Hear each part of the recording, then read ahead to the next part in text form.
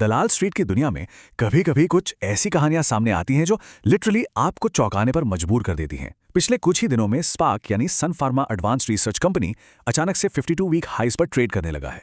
मतलब एक मैसिव 18% का इंट्राडे सर्च।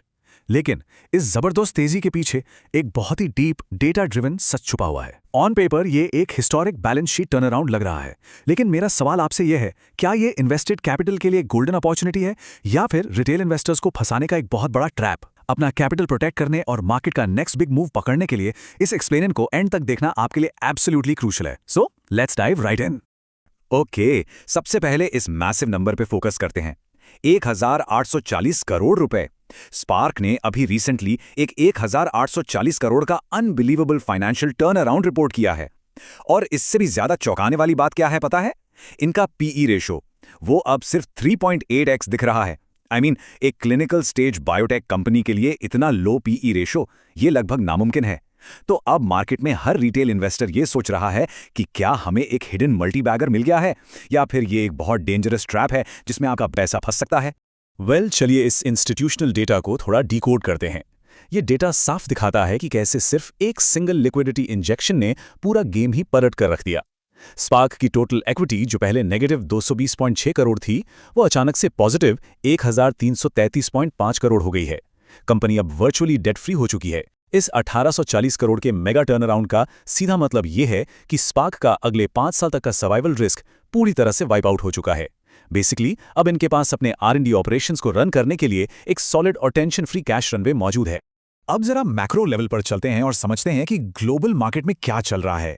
यहाँ एक बहुत बड़ा इवेंट प्ले आउट हो रहा है जिसे पेटेंट क्लिफ कहते हैं। आसान भाषा में समझें तो आने वाले 5 सालों में दुनिया की सबसे बड़ी बिग फार्मा कंपनियों की टॉप दवाइयों के पेटेंट्स एक्सपायर होने वाले हैं। इसका मतलब उन्हें अपनी पाइपलाइंस को जिंदा रखने के लिए नए और इनोवेटिव ड्रग्स की सख्त जरूरत है। और यही मैक्रो एनवायरनमेंट स्पार्क जैसी R&D फर्म्स के लिए एक highly lucrative exit opportunity create करता है। बड़ी कंपनियां नई इंटेलेक्चुअल प्रॉपर्टी यानी IP के लिए मुंह मांगी कीमत देने को तैयार बैठी हैं। राइट। तो सबसे बड़ा सवाल, स्पार्क आखिर पैसे कैसे कमाता है, ये समझना बहुत जरूरी है। देखिए, ट्रेडिशनल जेनेरिक कंपनियों की तरह स्पार्क खुद दवाइयां मैन्युफैक्चर या सेल नहीं करता। ना इनकी कोई सेल्स टीम है और ना ही कोई फैक्ट्रीज। इनका बिजनेस मॉडल एकदम अलग है, प्योर प्ले IP क्रिएशन।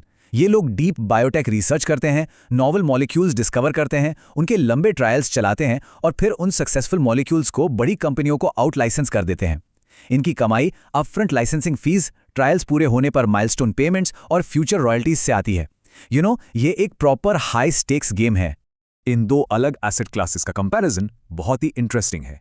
एक तरफ है पेरेंट कंपनी सन फार्मा, जिनका पूरा फोकस सेफ, कंटिन्यूअस और प्रेडिक्टेबल कैश फ्लोज पर होता है, और दूसरी तरफ है स्पार्क, जिसका मॉडल हाई रिस्क और बाइनरी क्लिनिकल आउटकम्स पर टिका है। यहां बाइनरी का मतलब है या तो जीरो या फिर हीरो। अगर ट्रायल पास हुआ तो मैसिव प्रॉफिट्स, लेकिन अगर फेल हुआ तो सालों का इन्वेस्टमेंट सीधा जीरो। इसीलिए रिटेल इन्वेस्टर्स को यहां बहुत सावधान रहना चाहिए। यह ट्रेडिशनल स्टॉक इन्वेस्टिंग नहीं है, बल्कि क्लिनिकल साइंस पर लगा एक बहुत बड़ा दांव है। अगर हम सन फार्मा की बात करें तो उन्होंने बहुत सक्सेसफुली लो मार्जिन जेनेरिक्स से high margin global innovative medicine की तरफ अपना फोकस शिफ्ट किया है। इल्यूमिया और विनलेवी जैसी स्पेशलिटी ड्रग्स ने सन फार्मा के EBITDA मार्जिन्स को शानदार 30.3% तक पुश कर दिया है। ये डेटा हमें साफ बताता है कि जब कोई कॉम्प्लेक्स IP सफलतापूर्वक कमर्शलाइज होती है तो प्रॉफिट मार्जिन्स कितने एक्सप्लोसिव हो सकते हैं। और एग्जैक्टली इसी वजह से स्पार्क का जो R&D मॉडल है वो लॉन्ग टर्म में इतनी भारी वैल्यू होल्ड करता है। लेकिन वेट, आखिर स्पार्क के इस 1840 करोड़ रुपए के टर्न अराउंड का असली कैटलिस्ट था क्या? ये पैसा आया कहां से? तो हुआ यूं कि सेजाइबी ड्रग के लिए स्पार्क को US FDA से एक प्रायोरिटी रिव्यू वाउचर यानी PRV मिला था, और मैनेजमेंट ने बड़ी ही मास्टरफुल स्ट्रैटेजी के साथ इस वाउचर को पूरे $195 मिलियन में बेच दिया। ध्यान रहे, ये कोई रेकरिंग प्रॉफिट नहीं है, ये बस एक रेगुलेटरी एसेट की वन टाइम सेल थी जिसने रातों रात कंपनी की बैलेंस शीट को क्लीन कर दिया और इनकी वॉर चेस्ट को पैसों से भर दिया। If you are finding this deep dive analysis helpful, make sure to like, share, and subscribe to our channel Wish 100 Crore right now. And if you want to connect with us directly for learning and quick market updates, join our free WhatsApp group. You will find the link right on our channel page.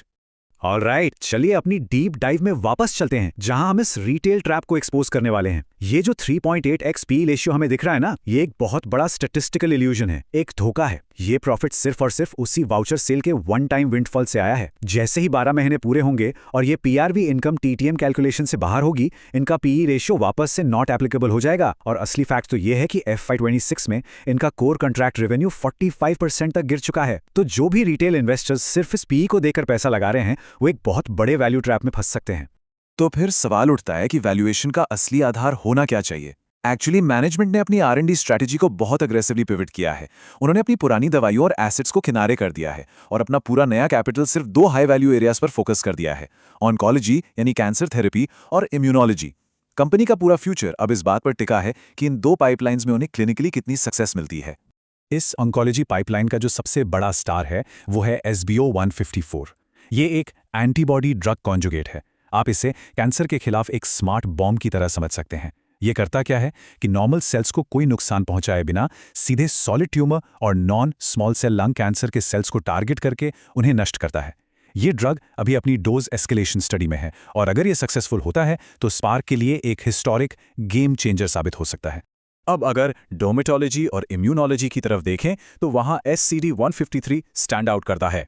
ये alopecia areata यानी बालों के झड़ने की जो auto immune बीमारी होती है, उसका एक first in class topical treatment है। मार्केट में अभी जो खतरनाक JAK इनहिबिटर्स मौजूद हैं, ये उसका एक बहुत ही सुरक्षित और बेहतरीन ऑल्टरनेटिव है। अगर ये क्लिनिकल ट्रायल्स में पास हो जाता है तो ये ग्लोबल डर्मेटोलॉजी मार्केट के एक बहुत बड़े गैप को कैप्चर कर सकता है। अब सबसे बड़ा सवाल, आपको अपने रडार पर कौन सा टाइम फ्रेम रखना है?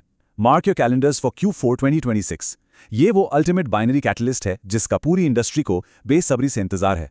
Q4 2026 में SBO-154 और SCD-153 दोनों के टॉप लाइन क्लिनिकल डेटा के नतीजे आने वाले हैं और ट्रस्ट मी, इन्हीं नतीजों पर शेयर्स का भविष्य और कंपनी की स्टॉक मार्केट ट्रैजेक्टरी पूरी तरह से डिसाइड होने वाली है। चलिए अब अपने फाइनल वर्डिक्ट की तरफ आते हैं। सबसे पहले बात करते हैं बुल केस की, यानी पॉजिटिव साइड की। स्पार्क की सबसे बड़ी ताकत आज की डेट में है इनकी 1333 करोड़ की बेदाग बैलेंस शीट। इनके पास 195 मिलियन का कैश रनवे है, जिससे फंड्स की सारी टेंशन खत्म हो गई है। साथ ही प्रमोटर्स की जो 65.67% की भारी हिस्सेदारी है, वो हमें ये सॉलिड भरोसा दिलाती है कि मैनेजमेंट का स्किन इन द गेम पूरी तरह से मौजूद है, बिना किसी कैपिटल डाइल्यूशन के। अब ये अपना R&D अनकंस्ट्रेंट तरीके से आगे बढ़ा सकते हैं। बट हर स्टोरी के 2 साइड्स होते हैं। बियर केस को समझना भी रिटेल पब्लिक के लिए एब्सोल्युटली क्रूशियल है। कंपनी का कोर रेवेन्यू 45% गिर चुका है, जो ऑब्वियसली एक बहुत बड़ा रेड फ्लैग है। और सबसे बड़ा खतरा है क्लिनिकल ट्रायल्स का बाइनरी रिस्क। बायोटेक सेक्टर का कड़वा सच यही है कि अगर आने वाले क्लिनिकल ट्रायल्स फेल हो गए तो शेयर में भारी नुकसान हो सकता है। स्टॉक अगले 3 सालों तक नीचे की तरफ ब्लीड कर सकता है, चाहे आज इनकी बैलेंस शीट में कितना भी कैश क्यों ना पड़ा हो। Let's quickly look at the technical outlook. Charts पर हमें साफ दिख रहा है कि स्टॉक ने 214 रुपए के 52 वीक हाई पर एक एक्सप्लोसिव ब्रेकआउट दिया है, लेकिन डेली RSI इस वक्त हाईली ओवरबॉट टेरिटरी में बैठा है। इसका सीधा सा मतलब है कि एक हल्के करेक्शन या कंसोलिडेशन की पूरी संभावना है। इसीलिए 175 से 180 रुपए के बेहद मजबूत सपोर्ट जोन पर आपको पैनी नजर रखनी होगी, क्योंकि ये इस चार्ट का एक क्रिटिकल गैप लेवल है। So the ultimate question is, क्या ये रिस्क लेने लायक है? देखिए, स्पार्क कोई सेफ प्रिडिक्टेबल वैल्यू स्टॉक बिल्कुल नहीं है। ये क्लिनिकल साइंस पर लगा एक हाई स्टेक्स दाव है। सन फार्मा जैसी सेफ कंपाउंडिंग को छोड़कर इस क्लिनिकल स्टेज बायोटेक के थ्रिल और रिस्क को चुनना, यह फैसला पूरी तरह से आपकी इंडिविजुअल रिस्क एपेटाइट पर निर्भर करता है। Disclaimer: We are not SEBI registered advisors.